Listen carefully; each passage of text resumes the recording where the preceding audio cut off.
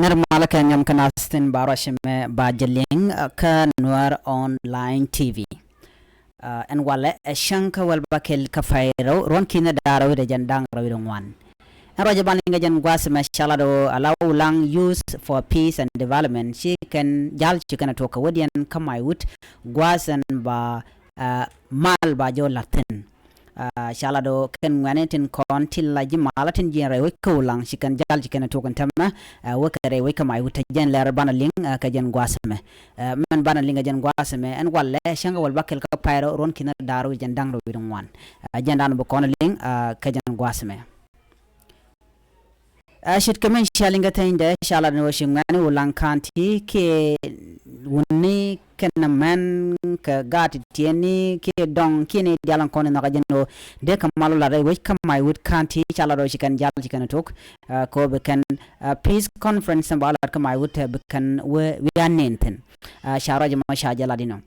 ken jal kan ke riat yer ke boni ka wodian ke jian dian ne ka ulang ka bendian re wisha kamai would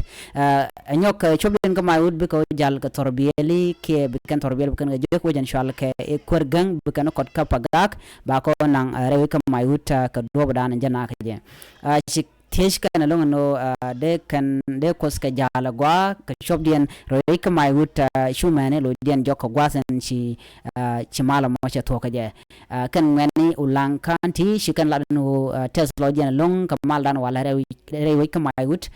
ko dera mal mo gwa ka dera nyun mo gwa pokan wara dial jen la dan yele jen gwasemen go shingani ulang telang ngani malka shikan jali kana toga biga shop kamai wut en walle ke run ka shang wal baro bikan yik shop rewe kamai wut chawra jama chajala de nono mi jiram jidit ke jan channel me gore jen bijin wagnas ko ken ko yelaren content banon ka tungna ndina bien ga shamala jek ni shang